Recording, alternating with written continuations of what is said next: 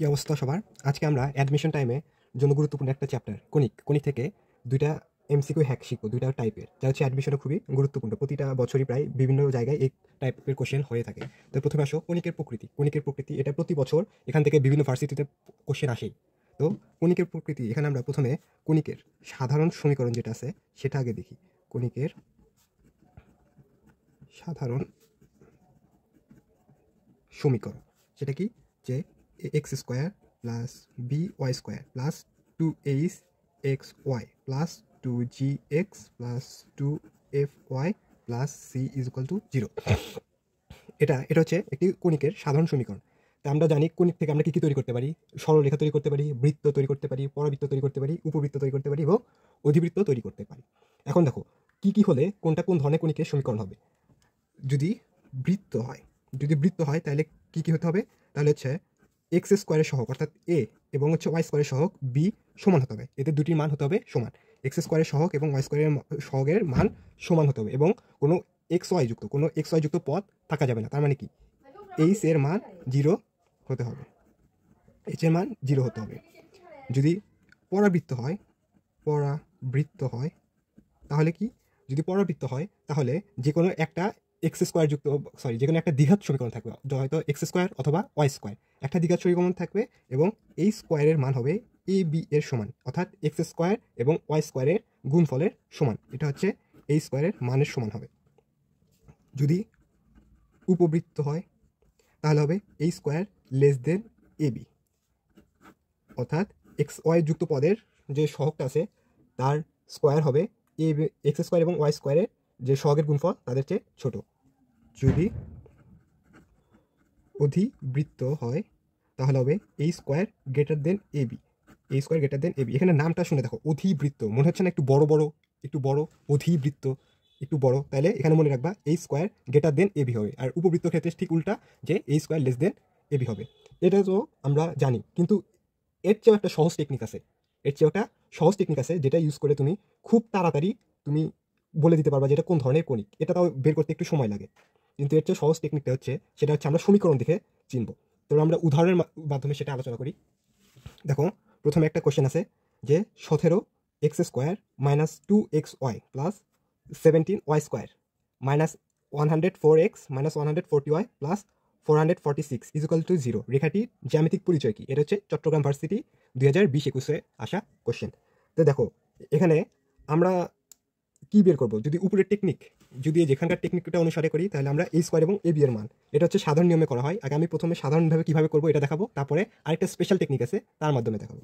তো প্রথমে দেখো আমরা আগে এখানে দেখি এইচ এর সহগ, মানে এইচ এর সহগ কই? এখানে 1 হচ্ছে না? দেখো আমার সমীকরণটা দেখো, সাধারণত থাকে কি 2hxy,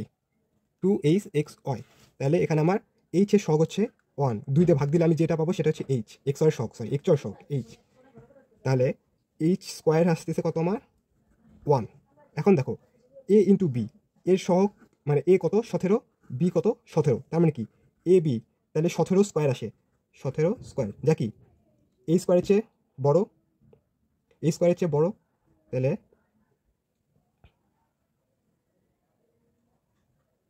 তাহলে দেখো এটা কি হয়? এই square less than A B হতেছে, ঠিক আছে? এই স্কোয়ার লেস দেন এবি, তার মানে কি এই স্কোয়ার এর মান যেটা আছে সেটা হচ্ছে এ বি এর মানের চেয়ে ছোট। তার মানে দেখো আমরা তাহলে চলে যাই, তাহলে এটা কোন কেস হতে পারে? এই স্কোয়ার লেস দেন এবি, তাহলে এটা হচ্ছে উপবৃত্ত। তাহলে এটা কি হচ্ছে? তাহলে অ্যান্সারটা হচ্ছে আমার উপবৃত্ত। এখন দেখো আমরা যেটা একদম আরো সহজে কিভাবে বের করা যায় এটা এখন দেখো। আমরা উপবৃত্ত যারা পড়ছো তারা উপবৃত্ত আদর্শ সমীকরণ তো জানোই, যে উপবৃত্তের আদর্শ সমীকরণ হয় যে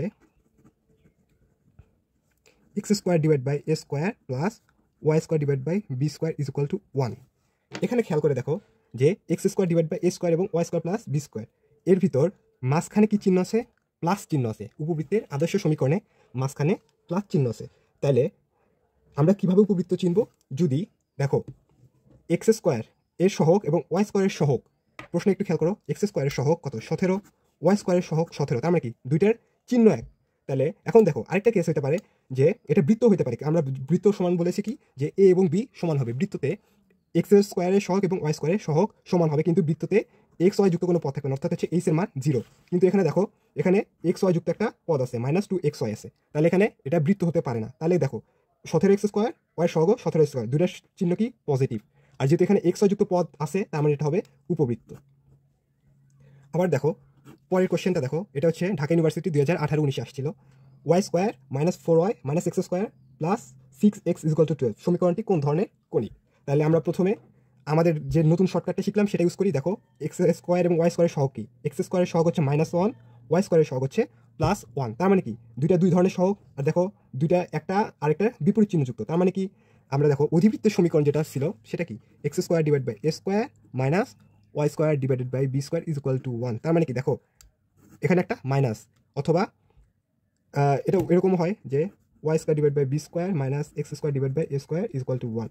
তাহলে দেখো সহজ কথা হচ্ছে x² এবং y² দুটো সহগ যদি ভিন্ন চিহ্নযুক্ত হয় তাহলে সেটা হচ্ছে আমার অধিবৃত্ত হবে। তাহলে এখানে দেখো x² এর সহগ হচ্ছে -1, y² এর সহগ হচ্ছে +1। তাহলে কি ভিন্ন চিহ্নযুক্ত, তার মানে এটা আমি চোখের দেখায় সহজে বলে দিতে পারি এটা হচ্ছে অধিবৃত্ত। এখন দেখি আমরা যে a² এবং ab এর মান বের করার মাধ্যমে দেখি এটা কি হয়। দেখো প্রথমে a² এর মান কি আসে, দেখো এখানে কিন্তু কোনো xy যুক্ত কোনো পদ নাই, এখানে কোনো xy যুক্ত পদ নাই, তার মানে a² এর মান আসতেছে 0। আর ab এর মান কত দেখি, এর মান হচ্ছে -1, b এর মান হচ্ছে +1, তার মানে হচ্ছে -1, তাই না? তাহলে এখানে কি আমার a² > ab, এটা তাহলে কি হচ্ছে a² > ab, তাহলে এটা হবে আমার অধিবৃত্ত। বুঝতে পারছো যে আমরা আদর্শ সমীকরণের দিকে তাকাইলে এটা সহজে বুঝতে পারি। পরাবৃত্ত হবে, পরাবৃত্তের ক্ষেত্রে দেখবা যে কোনো একটা স্কোয়ার থাকবে, নয় এক্স এর উপর স্কোয়ার থাকবে, নয় ওয়ার উপর স্কোয়ার থাকবে, তাহলে ওটা সহজে বুঝে নিবা যেটা পরাবৃত্ত। কেন্দ্রের স্থানাঙ্ক নির্ণয়, কণিকের বিভিন্ন সমীকরণ যেমন বৃত্ত, উপবৃত্ত, অধিবৃত্ত, এগুলোর স্থানাঙ্ক নির্ণয়। বৃত্তের কেন্দ্রের স্থানাঙ্ক নির্ণয় তো একদম সহজ, যে হচ্ছে মানে -g - f, এটা হচ্ছে আমার কেন্দ্রের স্থানাঙ্ক যদি দ্বিঘাত সমীকরণ দেওয়া থাকে, অথবা r, আকি h, k, এটা একটা হইতে পারে। কিন্তু এটা দেখো উপবৃত্ত অথবা অধিবৃত্ত যে কেন্দ্রের স্থানাঙ্ক, এটা আমরা আরো সহজে কিভাবে বের করতে পারি। তাই প্রথমে আমরা সাধারণ নিয়মে কিভাবে বের করে থাকি এটা আগে দেখি। দেখো প্রথমে সাধারণ নিয়মে বের করতে হলে আমাদের যে সমীকরণটা আছে এটাকে আগে আমাদেরকে আদর্শ সমীকরণে নিয়ে যেতে হবে। আদর্শ সমীকরণে নিয়ে যেতে হবে, তাহলে আমরা এটাকে আদর্শ সমীকরণে নিয়ে যাই। দেখি এটাকে ভাঙ্গায় লিখি, x² 2x² + y² - 8x - 2y + 1 = 0। এটাকে এখন আমরা আদর্শ সমীকরণ উপবৃত্তের যে আদর্শ সমীকরণ আছে সেখানে সেভাবে প্রকাশ করব। তাই দেখো প্রথমে কি করা যায়, যে এখান থেকে 2টা কমন নিয়ে x² কে আগে একটা দেখি সূত্রে নিয়ে আসা যায়, x², তাহলে 2 কমন নিলে এখানে 4x, তাহলে দেখো এটা x - 2 হোল স্কোয়ারের সূত্রে ফেলাইতে পারি আমরা, প্লাস y² - 2y + 1।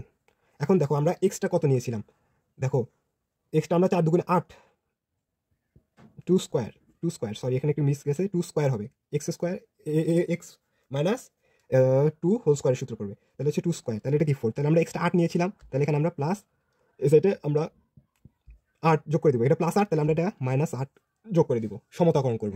তাহলে এখন পরবর্তী ক্যালকুলেশন করি, 2 × x - 2 whole square plus y - 1 whole square, এটাকে সমানের পাশে নিয়ে যাই, = 8। তাহলে এখন কি হয় দেখো, যে উভয় পক্ষকে যদি আমি 8 দ্বারা ভাগ দিই তাহলে হচ্ছে x - 2 / 4 whole square plus y - 1 whole square / 8 = 1। এই যে এটা কি আমার আদর্শ উপবৃত্তের সমীকরণ, x² / a² + y² / b² = 1, এই আদর্শ সমীকরণে চলে প্রকাশ পাইল। এখন দেখো আদর্শ সমীকরণে x এর সাথে যেটা থাকে সেটা হচ্ছে কেন্দ্রের স্থানাঙ্ক, এখানে কি x - 2 এবং y - 1 আছে, তাহলে কেন্দ্রে x এর স্থানাঙ্ক হবে x - 2 = 0, অর্থাৎ হচ্ছে x হচ্ছে 2 এবং y - 1 = 0, অর্থাৎ y = 1, অর্থাৎ কেন্দ্রের স্থানাঙ্ক c = 2, 1। এটা হচ্ছে নর্মাল প্রসিডিউর। কিন্তু আমরা শর্টকাটে কিভাবে করতে পারি, দেখো শর্টকাটটা হচ্ছে আমাদের যে সমীকরণ আছে একে আমি ডিফারেন্সিয়েট করব, x এর স্থানাঙ্ক পাওয়ার জন্য x এর সহগকে x এর সাপেক্ষে ডিফারেন্সিয়েট করব, y স্থানাঙ্ক পাওয়ার জন্য y এর সাপেক্ষে ডিফারেন্সিয়েট করব। তো এখন দেখো প্রথমে আমার দেখো x এর সাপেক্ষে যদি ডিফারেন্সিয়েট করি আমার কি আছে, 2x² আছে এবং -8x আছে, আর এখানে তো y তাহলে ধ্রুব পদে ডিফারেন্সিয়েট করলে 0 পাবো, তাহলে x এর জন্য হচ্ছে প্রথমে ডিফারেন্সিয়েট করবো কি 2x² - 8x, একে ডিফারেন্সিয়েট করি তাহলে কি আসে, এটা সমান আমরা 0 ধরবো ডিফারেন্সিয়েটের ক্ষেত্রে। তাহলে এখানে দেখো এটাকে ডিফারেন্সিয়েট করলে হয় 4x minus 8 is equal to 0। তাহলে এখান থেকে x এর মান পাচ্ছি আমরা 2। আবার y এর মান কীভাবে বের করবো? y সাপেক্ষে ডিফারেন্সিয়েট করবো। এখানে দেখো y স্কোয়ার মাইনাস 2y, আর বাদ বাকি তো ধ্রুবক, তাহলে শূন্য আসবে। তাহলে হচ্ছে y square minus 2y is equal to 0। এখানে y সাপেক্ষে ডিফারেন্সিয়েট করলে কি হয়? 2y minus 2 is equal to 0। এখান থেকে আমরা y স্থানাঙ্ক কত পাই? y স্থানাঙ্ক পাই 1। এই তো দেখছো, তুমি যদি ডিফারেন্সিয়েট করো তাহলে সহজেই তুমি কেন্দ্রের স্থানাঙ্ক বের করতে পারো। তো আজকের ভিডিও এতখানি, আশা করি ভালো লাগলো। তোমরা এইভাবেই সহজেই এই শর্টকাট টেকনিকগুলো ইউজ করে এমসিকিউ করতে পারো। আর এই দুইটা টপিক খুবই গুরুত্বপূর্ণ, প্রতিবার বিভিন্ন ভার্সিটি ভর্তি পরীক্ষায় এখান থেকে কোশ্চেন আসে।